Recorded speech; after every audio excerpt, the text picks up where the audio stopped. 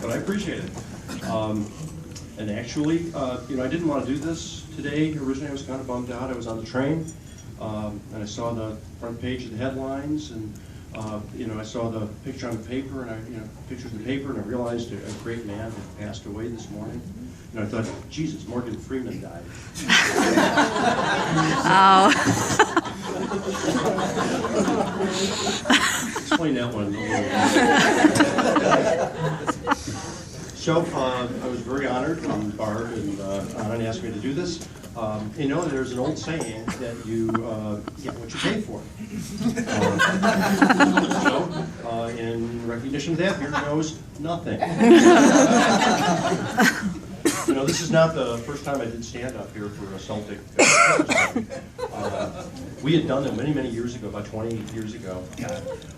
We actually had rented a comedy club that was in the Hyatt Hotel, and I did the opening act, and then the follow-up comedian was in the back, and she was kind of paying attention to all the jokes and everything. Of course, at some point I had said, well, thank you, Fred Manning, for throwing such a beautiful party.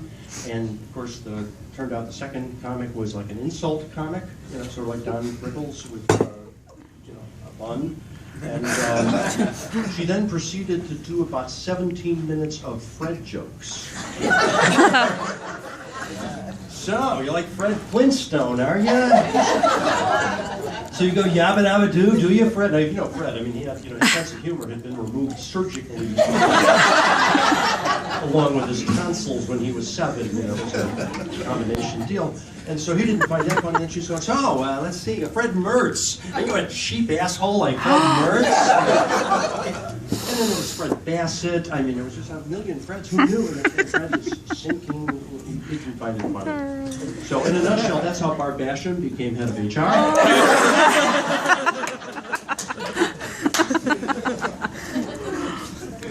I remember the first Celtic. Now, we've had a Celtic Christmas party. It's been a tradition. We have had these now for 9 years that I've been here. But the first one, Barb probably remembers, we had it in the office on LaSalle Street. It was a little joyless. There was Chinese food in one conference room. There were like really stale desserts in the other conference room. We had a magician that went around from desk to desk and did tricks. It was pretty exciting. And nothing says Christmas like Chinese food to a Jewish person.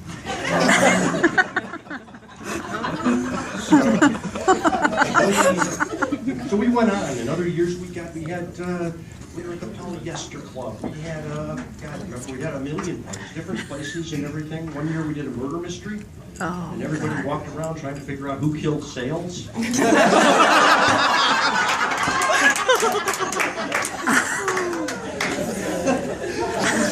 And of course, there was the year at the Presidential Towers, which I like to think of as the Puke-a-thon.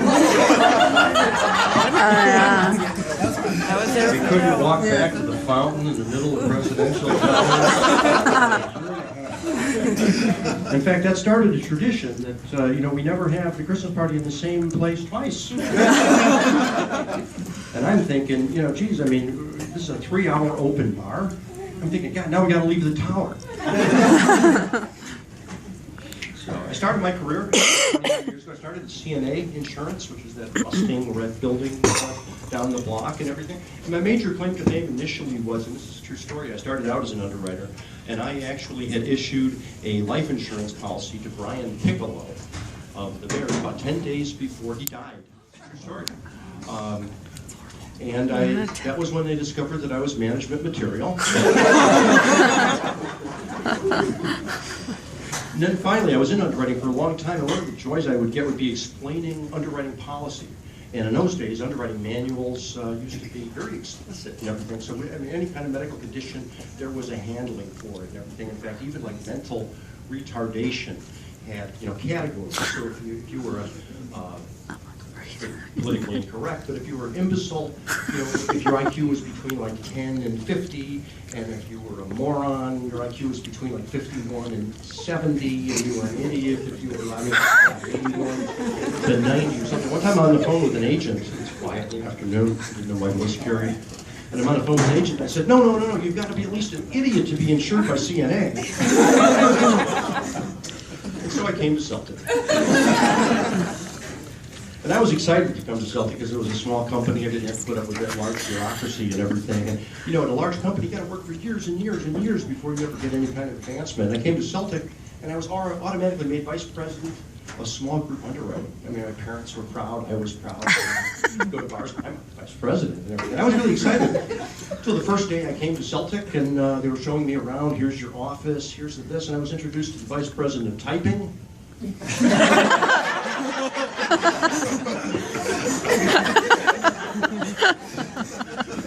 Fred believed in titles rather than money, so there's a theme here on if you follow this.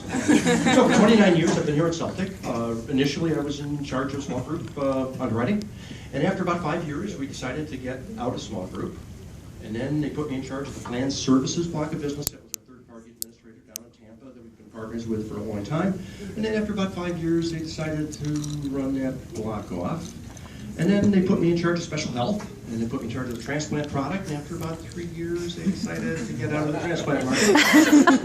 And then they put me in charge of conversion, and I just got done canceling the last conversion case, and I'm thinking there's a pattern. I just recently got a job offer from the Republicans. They want me to take charge of Obamacare.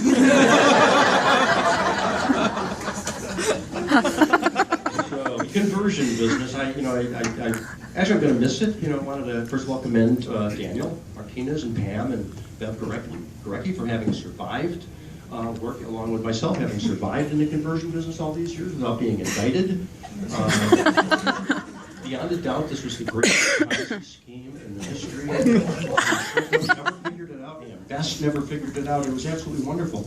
One time it was going so well. One time Fred wanted to sell the entire block of business to Enron. But the deal fell through. It was too sleazy for them. There are a lot of things I won't miss about Celtic as I leave here. One of them, of course, is United Airlines taking over. Is that a thrill and a half or what? I mean, first of all, why, United, a big company, why would they start out with the lowest bank of elevators? And then I realized, well, half the employees can't count above 10. And the other half couldn't reach if the buttons were any higher. And they certainly have brought a new meaning to the term business casual. Oh, he's so It was lucky if they wear pants. Anyway, I also won't miss healthcare reform. It's bad. Healthcare reform. PPACA, which of course we all know stands for perpetual pay of astronomical amounts of cash to actuaries. I love to tell actuarial jokes, especially to actuaries. They really love it if I talk very slowly. But anyway, PPAC is going really well, you think? Nancy Pelosi, who, is one of my heartthrobs. Come on, for a 96-year-old chick. She's hot. Until she smiles and the makeup. Anyhow, her line was, and this is brilliant, she said, we're going to have to pass this bill to see what's in it. Where I come from, that's an arranged marriage. Anyway, it's unbelievable. It's thousands of pages, okay? Thousands of pages. And nobody read it. The only thing that has been read less than Healthcare Reform Act is our policy form right before the lawsuit. The website's going really, really well. I know they got the bugs out, but for a while it was going really bad. My aunt spent a lot of time on the website trying to log in, and it took so long. In the meantime, she qualified for Medicare. But I am pleased to let everybody know that I did do some checking. Novus had nothing to do with that website.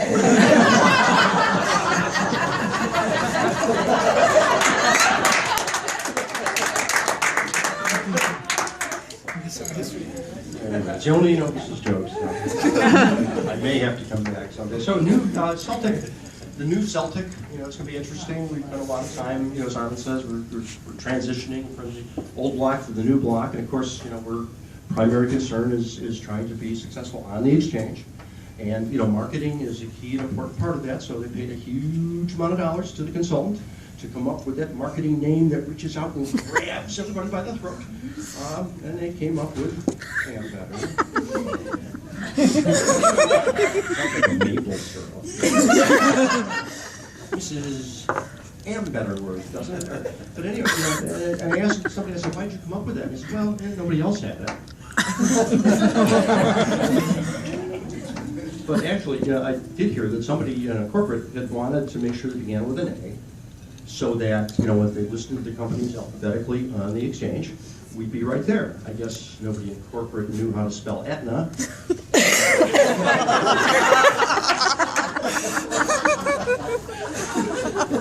And we've had to sort through a whole lot of stuff, and like the HIPAA rule, okay? Because we had to figure out what states we're in, what states we're out. We were thinking that originally bought us because of the licenses and everything, so we had to be careful.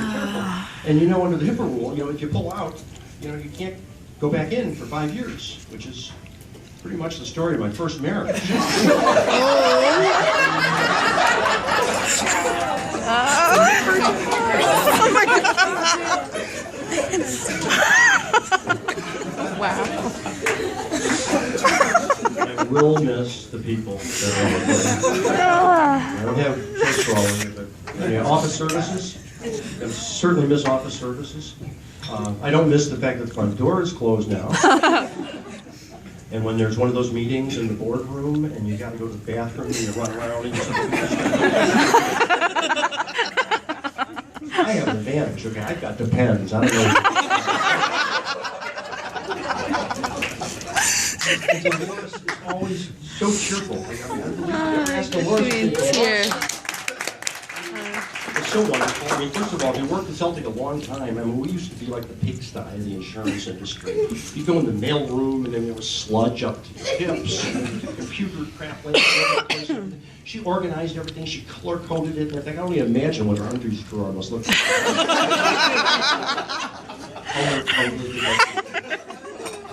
But you always ask Dolores how she is, and she says, "I'm good."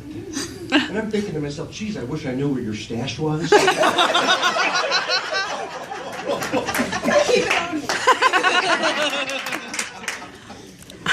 And the help desk and IT. I always wonder about IT. What I really always wonder about is what's in that room. At least like a bookie joint or something. A niche shop would rather die than let anybody get past her. No. And Alex, I just want to thank Alex and everything. Since I went part-time, for some reason or another, the company keeps cutting me off of my email. Well, I think I know why. But so I have to keep calling in if I'm home. And they go, Alex, and everything, they shut me off again. And he's always friendly, he's always cooperative, he's always helpful, no matter what he's doing. Of course, the last time he said, well, could I at least finish up and wash my hands first? Service, okay? That is, or underwriting. When I first started at Celtic, there was only one underwriter. And that was me. And now I look around the room and That's a story. All right, some things haven't changed.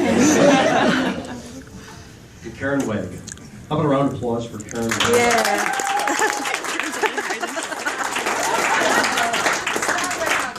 The best project manager ever.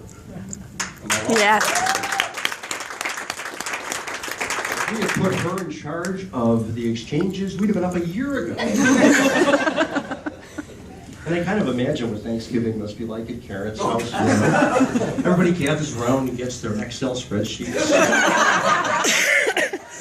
You're the potatoes, you're mashing the turnips. It's just absolutely amazing. Karen, super job. Great working with you. And what about agent licensing? We used to have a saying, once upon a time we would market it said we were easy to do business with. Agency. And then we heard Pat.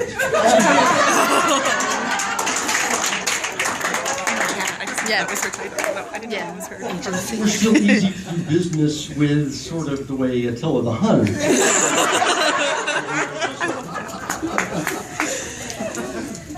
And sales, we got the sales back there. Some of these guys have been around so long, they remembered when we had agents.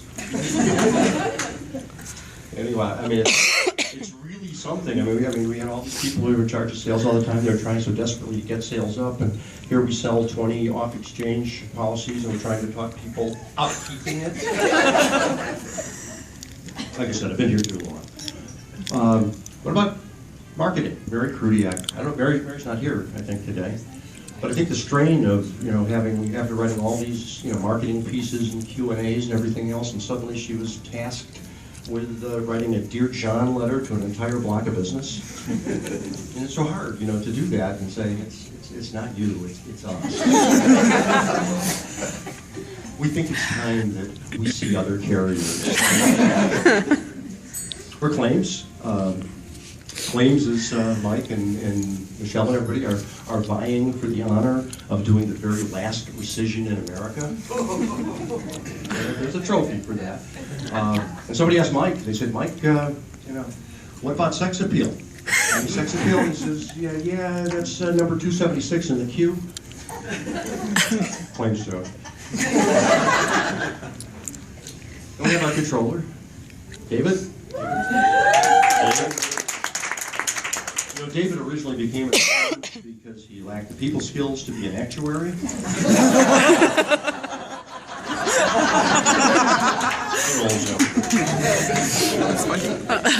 I know year end and tax time is coming up. That's always an exciting time for everybody. That's when the actuaries and everybody in finance, works on weekends, and Mark Freeman stays after 5.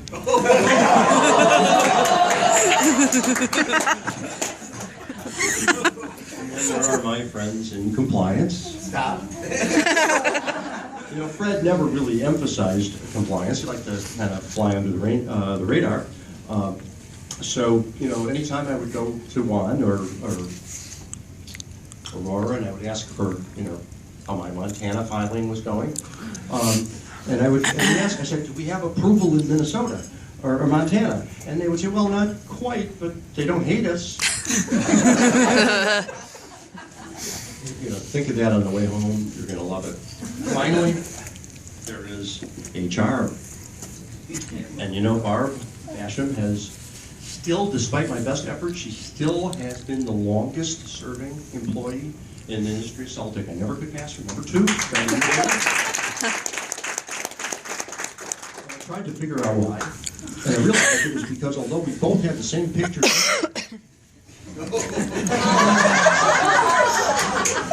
she has pictures of Michael Neidorf.